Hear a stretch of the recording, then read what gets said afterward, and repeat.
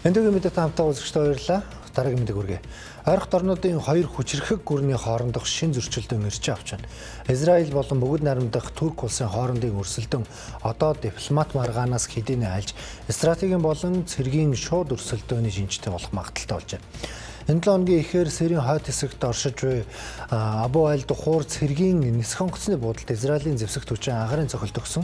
Үүнтэй холбогдуулан Туркийн ерөнхийлөгч Эрдоган мэдээлэл хийлээ. За тэрээр засгийн газрын хуралдааны дараа үг хэлэхдээ Анкара бус нутгийн найз нөхдөө хизээж орхихгүй гэдгийг онцолсон нь Сир улсыг хэлсэн хэрэг байв. Мөн гаднын ямар ч хүчин Туркийн гадаад бодлогын чиг шугам хил хязгаарыг заах эрхгүй гэдгийг цохон тэмдэглэсэн байна. Турки илээс өрдөө 70 км-ийн зайд орших Сирийн баазад агаарын давталгаанаас хамгаалах систем байрлуулахаар бэлтгэж байсан хэмээн Израиль улс Туркийг буруутгаж байгаа. Тиймээс Сирийн агаарын орон зайд Туркийн цэрэг байрших нь Израилийн хувьд улаан шугам байх болно гэж хатан анхааруулсан юм а. Харин Турк болон Сирийн албаныхан үүнийг эрс үгүйсгэж байна. Туркийн мэргэжилтнүүд зөвхөн хөөрөх зурвас болон хяналтын цамхыг засаж байсан гэж мэдэгджээ. Энэхүү тайлбарыг Америкийн нэгдсэн улсын эчин сайд Томас Браг мөн баталсан байна.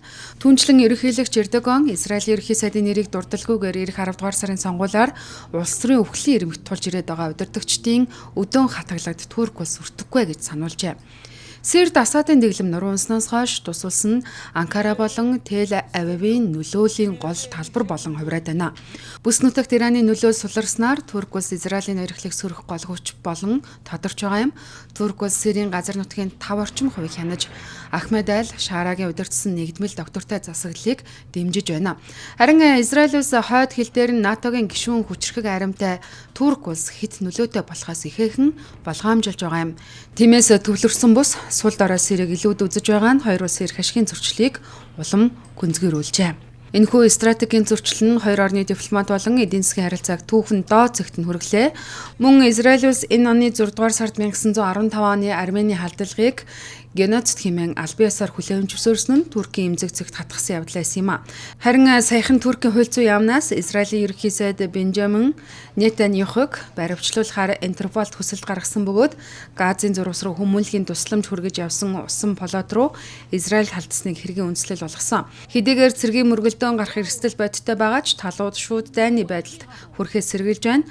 Одоогийн байдлаар Азербайджанд хоёр талын дунд төвшин төлөөлөгчд аюулгүй байдлыг хилцээ хийж байна. За үүнээс гадна Сирийн агаарын орон зайд санамсаргүй мөргөлдөөн гарахаас сэргийлэх арга хэмжээ авч эхэлжээ. Энэ хүрээнд Америкийн нэгдсэн улсын зуучлалаар Израиль болон Туркийн зэвсэгт хүчний хооронд шууд холбогдох шугам тогтоохоор ажиллаж байна.